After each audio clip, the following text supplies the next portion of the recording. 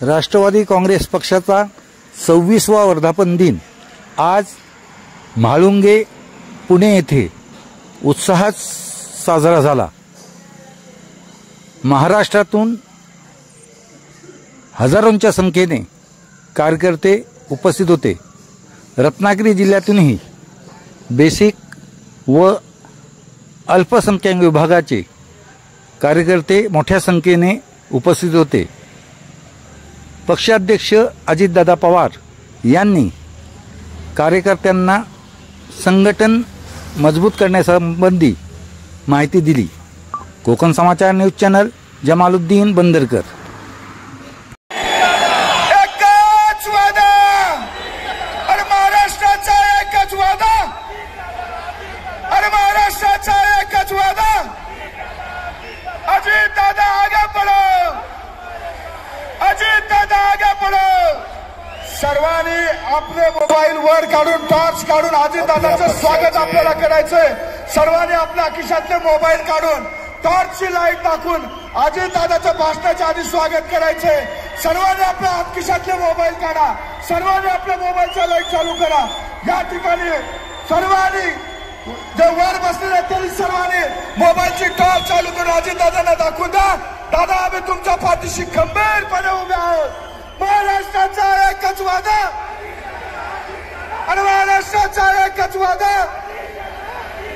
अजितदादा आगे बढ़ो, अजितदादा आगे बढ़ो।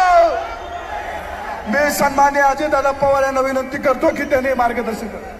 आपल्या सगळ्यांचे राष्ट्रवादी काँग्रेस पक्षाचे राष्ट्रीय अध्यक्ष कार्याध्यक्ष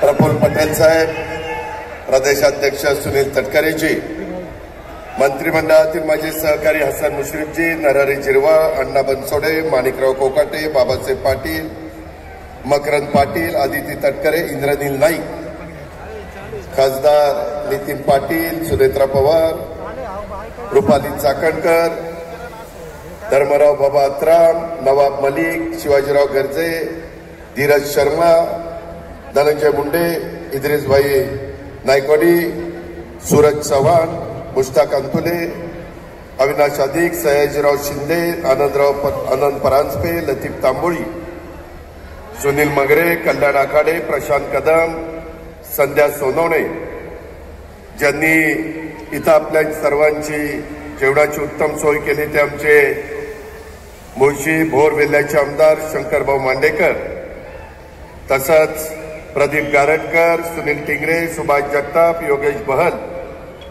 महाराष्ट्रासह विविध भागातून राज्यातून आलेले पक्षाचे सर्व सन्माननीय पदाधिकारी, राज्याच्या विविध सेलचे सर्व प्रमुख, प्रदेशचे सर्व पदाधिकारी, सर्व जिल्हाध्यक्ष, कार्याध्यक्ष, महिला अध्यक्ष, युवक अध्यक्ष, युवती अध्यक्ष, माझे तळागाळातील पक्षावर प्रेम करणारे, आजच्या या वर्धापन दिनाच्या सोहळ्याच्या करता उपस्थित असणारे सर्व कार्यकर्ते, बंधू भगिनी, पत्रकार मित्र, वाहिन्यांचे सर्व प्रतिनिधी आणि माझ्या तरुण मित्रांनो, खरं तर 10 जून 1999 हा दिवस मला आज आठवतो।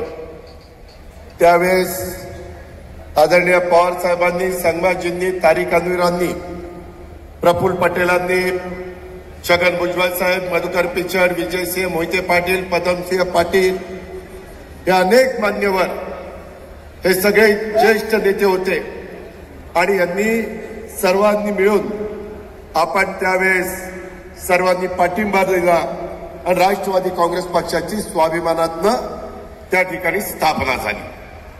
तो दिवस आणि त्याच्यानंतर राष्ट्रवादीने कधी मागे वळून बघितलं नाही।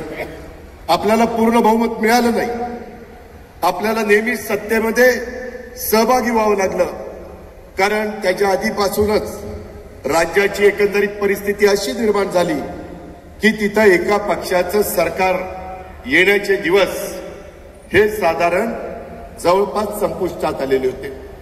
कुणाला आघाडी करावी लागायची, कुणाला युती करावी लागायची, केंद्रात कुणाला युपीए करावं लागायचं, केंद्रात कुणाला एनडीए करावं लागायचं अशा प्रकारची राजकीय परिस्थिती आपल्या देशाने राज्याने पाहिली, हे कोणी नाकारू शकत नाही.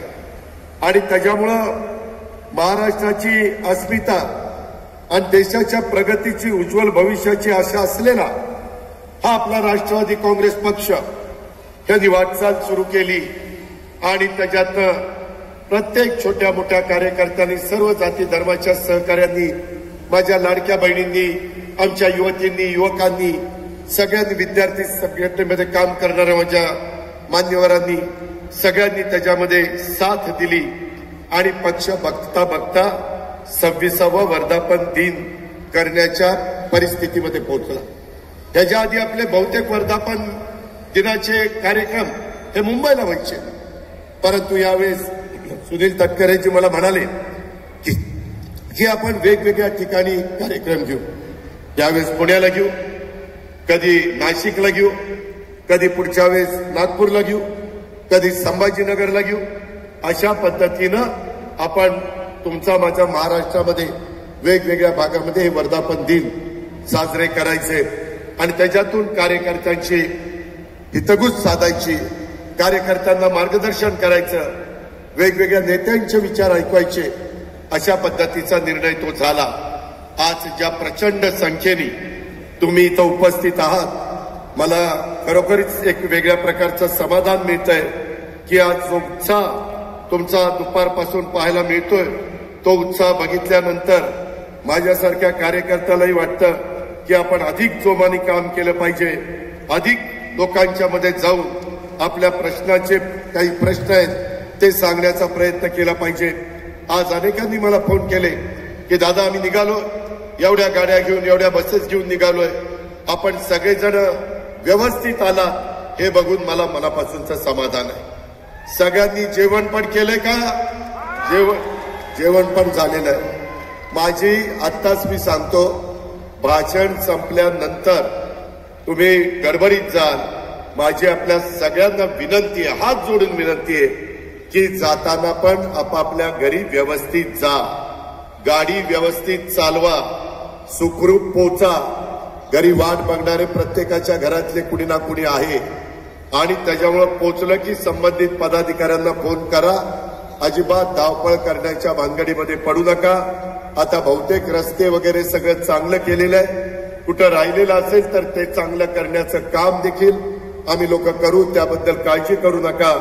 परंतु व्यवस्थित परत जा, एवढीच सुरुवातीला आपल्याला स्वागताच्या निमित्तानं सांगतो आणि जाताना पण तशा प्रकारची विनंती करतो.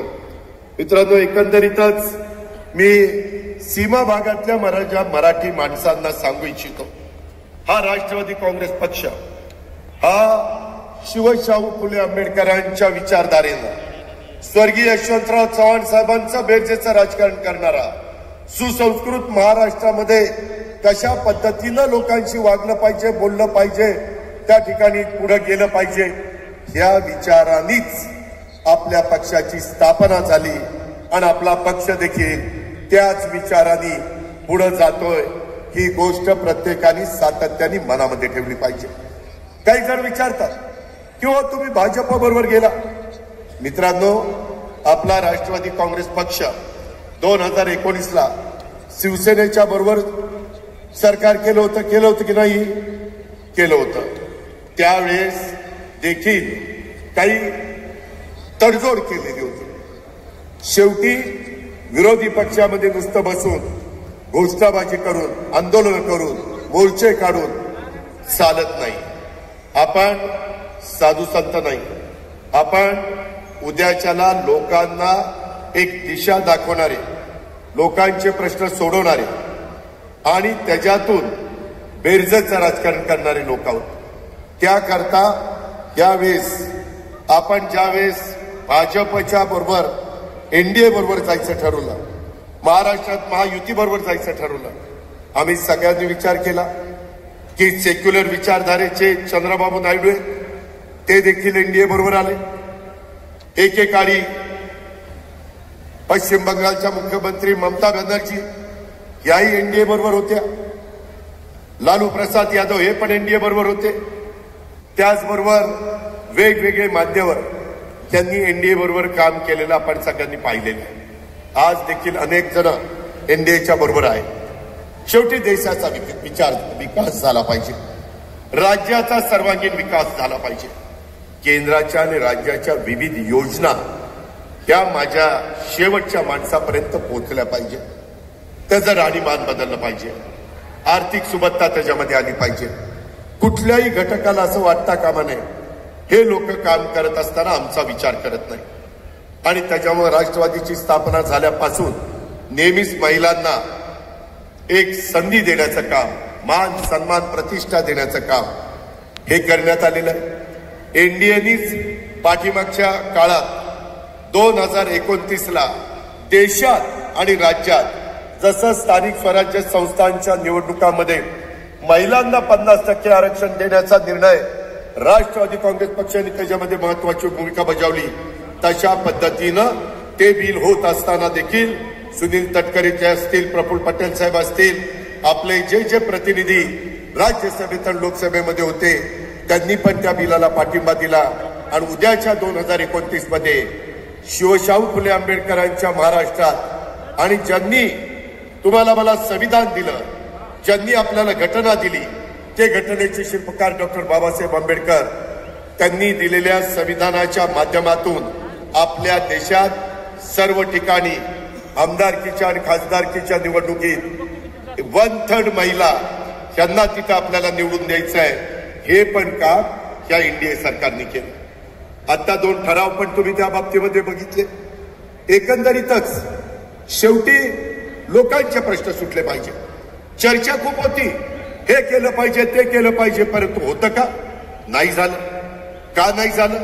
आता ज्याचा उल्लेख प्रफुल्ल पटेल साहेबांनी केला, जात न्याय जनगणना, एकदा सर्वांना कळलं पाहिजे, देशातल्या लोकांना, महाराष्ट्रातल्या लोकांना कळलं पाहिजे की नक्की कुठला समाज किती संख्येने आहे.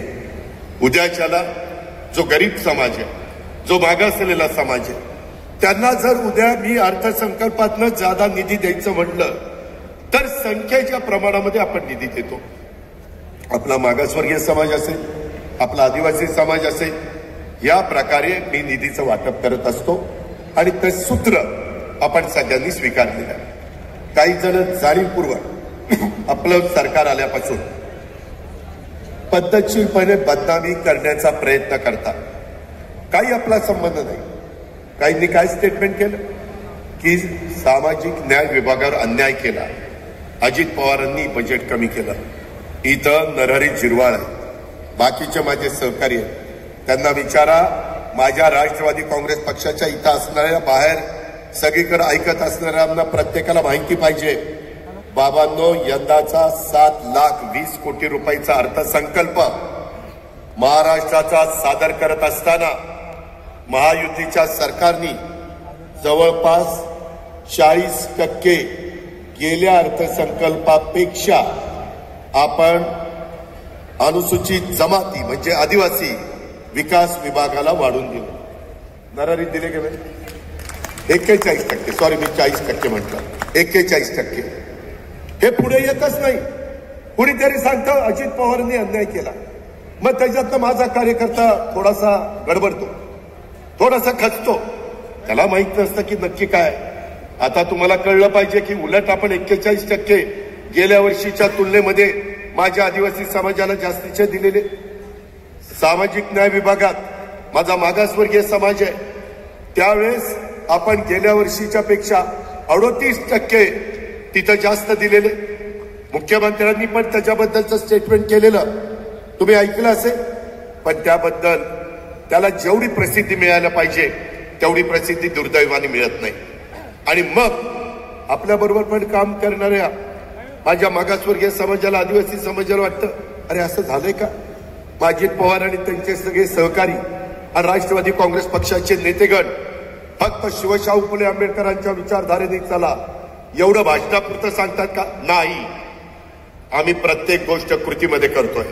आता इथं आदिती तटकरे बसली, त्याच्यामध्ये तिला विचारा, मागच्या वेळेस आपला दारुण पराभव लोकसभेला झाला, 4च जागा मिळाल्या.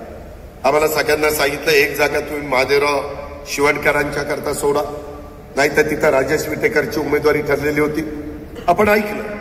शेवटी सगळ्यांना संधी मिळाली पाहिजे आणि त्याच्यातून 75% आपल्याला पराभव स्वीकारावा लागला. प्रांताध्यक्षामुळं 1 जागा निवडून आली, 25% झाली आणि तिथं थोडस गडबड झाली. कार्यकर्त्यांच्या मनामध्ये चलबिचल झाली. अरे काय झालं, कशामुळे झालं, काय त्याच्यातनं आपलं चुकलंय का. आणि हे सगळं होत असताना आम्ही पण विचार केला, कारण आम्ही आज राजकारण करत नाही. सुदैवाने माझ्यासारख्या कार्यकर्त्याला एकत्र काँग्रेस असताना प्रफुल्लभाईंना माहितीये, प्रफुल्लभाईंना पण 91लाच खासदारकीचं तिकीट मिळालेलं होतं काँग्रेसचे उमेदवार आणि मलाही 91 साली खासदारकीचं तिकीट बारामतीतनं मिळालं होतं. आम्ही दोघे एकत्र खासदार झालो. नंतर काही राजकीय घडामोडी घडल्या, मला राज्याच्या राजकारणात यावं लागलं, आदरणीय पवार साहेबांना दिल्लीत जावं लागलं. पण त्यावेळेस आम्ही काँग्रेसमध्ये आपण सगळे होतो आणि त्यानंतर 99ला स्थापना झाली. सांगायचं तात्पर्य की ह्या सगळ्या गोष्टी घडत असताना आता लोकसभेला फटका बसल्यावर शेवटी लोकांची नाडी ओळखता आली पाहिजे. काय केल्यानंतर पुन्हा आपल्या महायुतीला पाठबळ मिळेल, काय आपल्याला चुकलं, कुठं आपण कमी पडलो आणि त्याच्यातून आम्ही सगळ्यांनी चर्चा केली आणि तिथून लाडकी बहीण योजना पुढे आली. जबाबदारी मोठी होती. अर्थसंकल्पामध्ये जवळपास 40 ते 45 हजार कोटी रुपये या कामाच्या करता, पण माझ्या गरीब महिलांच्या करता, ज्यांच्या हातामध्ये कधी असं महिन्याला पैसे डीबीटीद्वारे येत नाही, त्यांनाही वाटतं की मी पण काहीतरी माझ्या कुटुंबाकरता करावं, मुलाबाळांकरता करावं, स्वतः करता करावं असं बघणारा मोठा वर्ग साध्यापासून बाध्यापर्यंत महाराष्ट्रामध्ये आहे आणि तो महिला वर्ग आहे.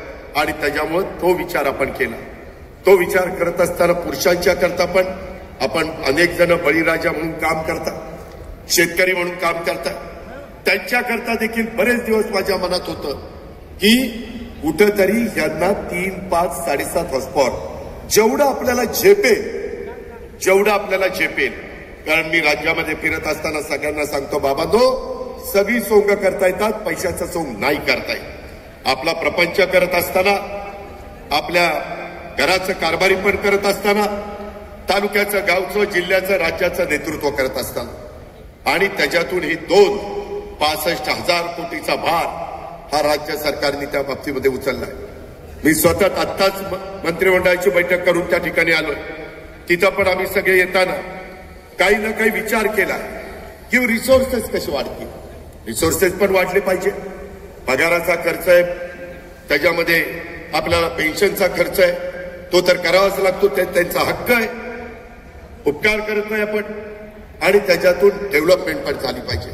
अपेक्षा पण लोकांच्या खूप आहे आणि म्हणून या सगळ्या अपेक्षा पूर्ण करत असताना आम्ही अनेक प्रकारे त्याबद्दलचे निर्णय घेतो. कधी कधी काही जण असं बातम्या सोडतात की अजित पवार पैसे सोडत नाही. अरे पैसे सोडत नाही काय, माझ्या खिशात पैसे घेऊन बसलोय. शेवटी राज्य सरकारने अर्थसंकल्प सादर केल्यानंतर पैसे पहिल्या तिमाहीत आम्ही 20% सोडतो, दुसऱ्या तिमाहीत 40% सोडतो, तिसऱ्या तिमाहीत 60% सोडतो, नंतर 80% आणि शेवट महिन्यात 100%. अशा पद्धतीचं ते नियोजन असतं. मित्रांनो, हे सगळं करत असताना मागच्या मंत्रिमंडळाच्या बैठकीत नरहरीला आठवत असेल की मागच्या आठवड्यात मंत्रिमंडळाच्या बैठकीत महाराष्ट्र राज्य अनुसूचित जमाती आयोगाला वैधानिक दर्जा देण्याचं काम आम्ही केलं. वैधानिक दर्जा. आणि त्याच वेळेस लक्षात आलं की अशाच पद्धतीनं आपल्या अनुसूचित जातीला पण दिलं पाहिजे, कारण आयोग होता परंतु वैधानिक दर्जा नव्हता. आम्ही सांगितलं की पुढच्या कॅबिनेटला विषय आला पाहिजे. मित्रांनो, आज झालेल्या मंत्रिमंडळाच्या बैठकीमध्ये आपल्या महायुतीच्या सरकारने महाराष्ट्र राज्य अनुसूचित जाती आयोगाला वैधानिक दर्जा देण्याचं पण काम केलं. तुम्ही लक्षात आणून द्या, अनेक कार्यकर्ते, अनेक सहकार्य, शेवटी आपल्याला काम करायचंय. जनतेने आपल्याला मोठ्या ताकदीनं निवडून दिलेलं आहे. आता जनतेचा विश्वास त्याला कुठं तडा जाऊन द्यायचा नाही आणि तशा पद्धतीनं आपल्या सगळ्यांचं काम त्या ठिकाणी सुरू झालेलं आहे.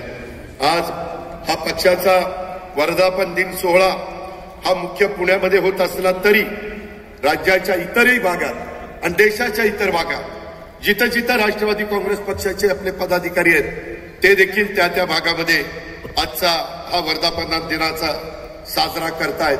त्याही गोष्टीचं समाधान मला आणि माझ्या सगळ्या सहकाऱ्यांना आहे. पक्षाचे जे कार्यकर्ते इथं काही कारणाने उपस्थित राहू शकले नाही, नेते उपस्थित राहू शकले नाही. भुजबळांचा पहिलाच दौरा हा परदेशी ठरलेला होता. दत्तामामा भरणेंचा पण 3 दिवसापूर्वी परदेशाचा दौरा पहिलाच ठरलेला होता. दिलीप वळसे पाटील साहेबांची तब्येत गेले 2-3 दिवस काल VSIच्या पण कार्यक्रमाला ते आले नाही. त्याच्यामुळे हे प्रमुख 3 नेते येऊ शकले नाही याची पण नोंद घ्या. इतर पण काही कार्यकर्ते काही अडचणीमुळे येऊ शकले नाही आणि त्याच्यामुळं राज्याच्या वेगवेगळ्या भागातनं देशाच्या वेगवेगळ्या भागातनं आपापल्या भागात वर्धापन दिन मोठ्या उत्साहाने साजरा केला जातोय. त्या समस्त कार्यकर्त्यांचं, नेत्यांचं, बंधू भगिनींचं, पदाधिकाऱ्यांचं मी विशेष अभिनंदन करतो. त्यांना तसंच इतरही भागामध्ये आपले कार्यकर्ते आहेत त्यांचेही मी मनापासून आभार मानतो आणि आपल्या सर्वांना आजच्या 26व्या वर्धापन दिनाच्या निमित्तानं मनापासून हार्दिक शुभेच्छा देतो. आपली आता जबाबदारी वाढली. मित्रांनो, राष्ट्रवादी काँग्रेस पक्ष हा केवळ पक्ष नसून हा महाराष्ट्रात महाराष्ट्र हिताचा विचार करतो. देश पातळीवर भारताचा हिताचा विचार करतो.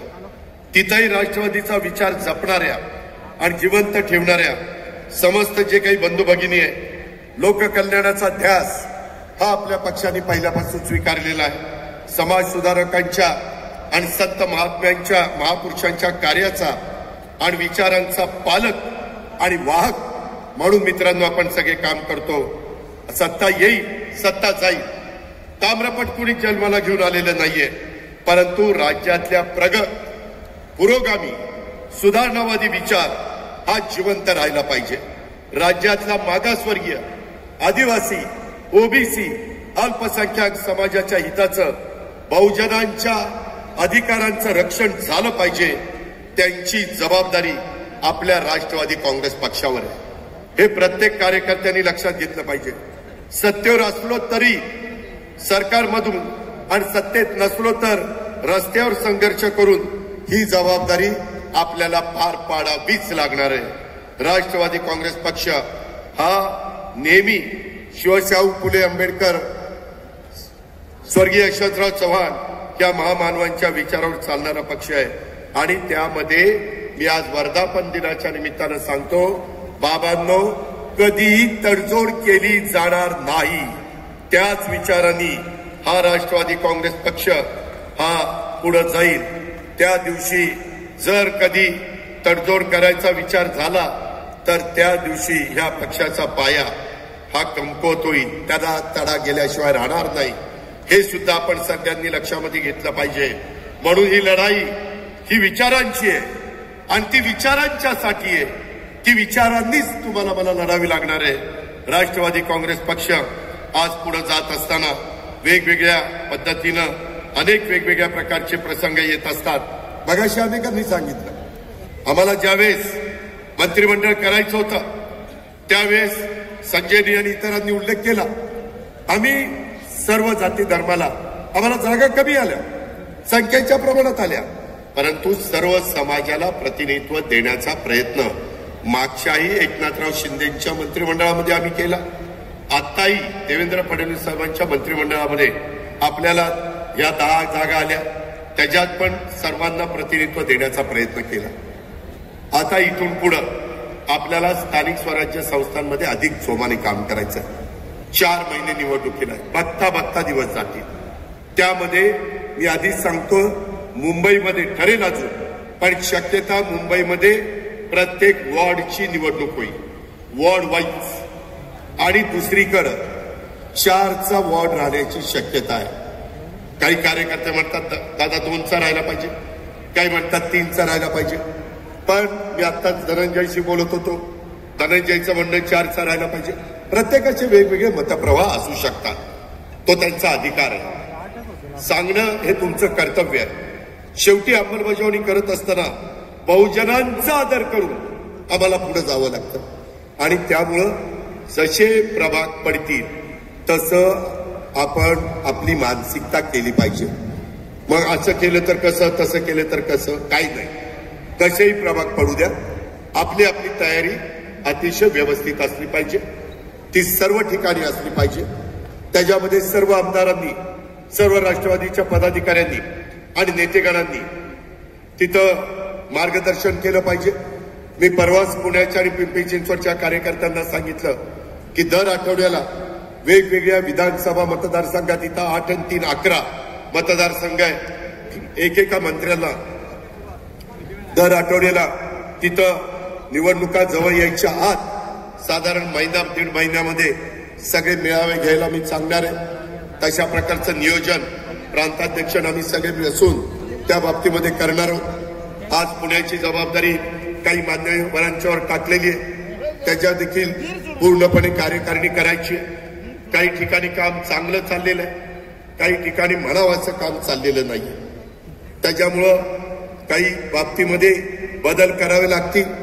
ते पक्षाच्या हिताच्या करता करू, कुणाला नाराज करण्याच्या करता नाही.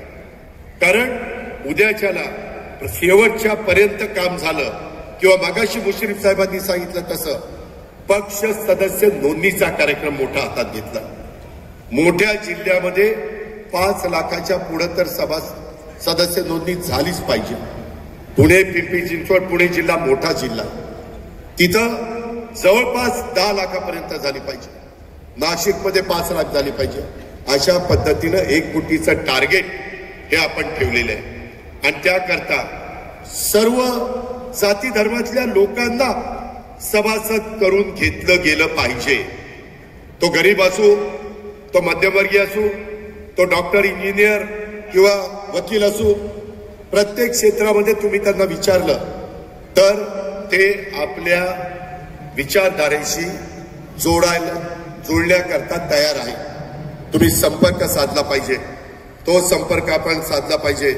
आता खरी लढाई मी पण सांगतोय, बाकीच्यांनी पण सांगितलंय, पुढच्या काही महिन्यामध्ये त्याच्यामध्ये जवळपास राज्यातल्या 28 महानगरपालिका, 25 जिल्हा परिषदा, 285 पंचायत समित्या आणि अनेक नगरपालिका आणि नगरपंचायत. आता आम्हाला उपमुख्यमंत्रीपद, कुणाला मंत्रीपद, राज्यमंत्रीपद, खासदारकी, आमदारकी मिळाली. कार्यकर्ता ज्यांच्या जीवावर आम्ही खासदार, आमदार, मंत्री, उपमुख्यमंत्री, राज्यमंत्री झालोय, त्यांना देखील वेगवेगळी पदं मिळाली पाहिजे. आपल्याला सगळ्यांना जीवाचं रान करून मैदानामध्ये उचलायचं आहे. आणि हे उतरत असताना कुठल्याही परिस्थितीमध्ये कुठंच आपण कमी नसतो, प्रयत्न करायचा असतो. प्रयत्नाती परमेश्वर असं म्हटलं जातं. आणि त्याच्यामुळं स्थानिक नेतृत्वाची, कार्यकर्त्यांची इच्छा असेल तर त्यांच्या इच्छेनुसार त्यांच्या पातळीवर युती करता येईल का नाही करता येईल त्याबद्दलचा निर्णय घेतला जाईल. आज आपण आपल्या पद्धतीनं सगळ्यांनी अतिशय मनापासून काम केलं पाहिजे.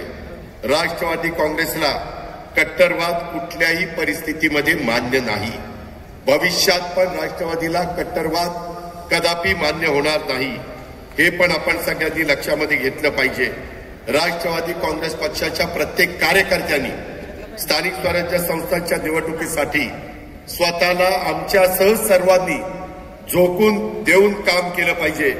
यावेळेस आपण तरुणींना, महिलांना, शक्तीला संधी मोठ्या प्रमाणावर देण्याचा त्या बाबतीमध्ये प्रयत्न करणार आहोत. आणि म्हणून आपली पक्ष संघटना वाढवण्याच्या करता अधिकाधिक तरुणी, अधिकाधिक माता भगिनी, अधिकाधिक डॉक्टर, वकील, व्यापारी, उद्योजक अशा अनेक घटकांना आपल्याला पक्षात आणायचंय. पक्ष कार्यात आपल्याला सक्रिय ठेवायचंय. यासाठी आपण आज वर्धापन दिनाच्या निमित्तानं ज्यावेळेस आपापल्या भागामध्ये जाल त्यावेळेस हा माझा सांगावा घेऊन प्रत्येक भागातल्या कार्यकर्त्यांच्यापर्यंत पोहोचवा. येणारा काळ राष्ट्रवादी काँग्रेसचा आहे हे आपण सगळ्यांनी लक्षात ठेवलं पाहिजे. मधूनच काही बातम्या सोडल्या जातात की आता निवडणुका झाल्या, आता लाडक्या बहिणींचे पैसे बंद करतील. मी आपल्याला जबाबदारीनं सांगतो, जोपर्यंत आम्ही त्या बाबतीमध्ये महायुती सरकारमध्ये काम करतोय, तोपर्यंत माझ्या लाडक्या बहिणींचे पैसे आम्ही बंद होऊ देणार नाही. हा शब्द मी आज आपल्या मार्फत देखील महाराष्ट्रातल्या तमाम माझ्या लाडक्या बहिणींना देऊ इच्छितो. महिना संपला की ताबडतोब आदिती मला संपर्क साधते, दादा त्या महिन्याचे पैसे द्या, आणि त्या पद्धतीनं आपण त्या महिन्याचे पैसे देण्याचं काम हे करत असतो. ही पण गोष्ट आपण लक्षामध्ये ठेवा. आपल्या प्रत्येकाच्या गावात, आपल्या शहरामध्ये, आपल्या तालुक्यात, जिल्ह्यात, महत्वाचं म्हणजे आपल्या प्रत्येकाच्या घरामध्ये हे राष्ट्रवादी काँग्रेस पक्ष वाढवण्याचं आणि पक्षाचा पुरोगामी विचार हा पोचवण्याचं काम हे त्या बाबतीमध्ये झालं पाहिजे. हे मात्र आपल्याला विसरता येणार नाही. एकता, समता, बंधुतेचा विचार इथल्या मातीत शिवशाहू फुले आंबेडकरांच्या महाराष्ट्राच्या मातीमध्ये खोलवर रुजलाय. इथं स्वातीय द्वेष, धार्मिक हिंसेला स्थान नाही. तशा पद्धतीचं राजकारण काही दिवस कदाचित चालेल, परंतु दीर्घकाळ लोकांच्या मनामध्ये राहायचं असेल तर सर्वांना बरोबर घेऊनच आपल्याला पुढे जावं लागेल. येणाऱ्या काळामध्ये समाजातला शेतकरी असेल, कष्टकरी असेल, विद्यार्थिनी, व्यापारी, उद्योजक, तरुणांचे, माता भगिनींचे प्रश्न हे आपल्याला सोडवायचे. ते सोडवण्याचं काम आम्ही हातामध्ये घेतलंय. दलित, मागासवर्गीय, आदिवासी, ओबीसी, अल्पसंख्याक, वंचित, उपेक्षित बांधवांच्या कल्याणाच्यासाठी या समाज घटकांच्या जीवनात बदल घडवण्यासाठी आपल्या खात्यामध्ये असणारा राज्याची सत्ता ही आपल्याला उपयोगात आणायची. सुदैवाने माझ्याकडे अर्थ आणि नियोजन खात्याचं मंत्रीपद आहे. कृषी खातं माणिकरावांच्याकडे आहे. वैद्यकीय शिक्षण प्रफुल्लबाईंच्याकडे आहे. महिला बालविकास आपल्या आदितीकडे आहे. अन्न नागरी पुरवठा भुजबळ साहेबांच्याकडे आहे. फूड अँड ड्रग्सचं आपल्या नरहरी झिरवाळकडे आहे. अनेक महत्वाची खाती अनेक मान्यवरांच्याकडे आहे. आणि त्याचा उपयोग समाजाच्या करता झाला पाहिजे. काल का परवाच आम्ही आर्टिफिशियल इंटेलिजन्स, कृत्रिम बुद्धिमत्तेचा वापर आता सगळ्या विभागामध्ये चाललाय, जगात चाललाय. आता त्या रस्त्याने गेल्याशिवाय आपल्याला गत्यंतर नाही. शेतकऱ्यांना देखील आम्हाला त्या रस्त्याने घेऊन जायचंय. तशा पद्धतीनं मला वाटतं पुढच्याच कॅबिनेटमध्ये माणिकराव कोकाटेंना तो विषय आणायला सांगितलाय. त्याला आम्ही मान्यता देणार आहे. खरीप सुरू झालेलं आहे, तिथंही बियाणं खतं कमी पडणार नाही अशा प्रकारची व्यवस्था केली. आजच मुश्रीफ साहेबांनी युरिया आणि डीएपीचा मुद्दा मंत्रिमंडळामध्ये काढला.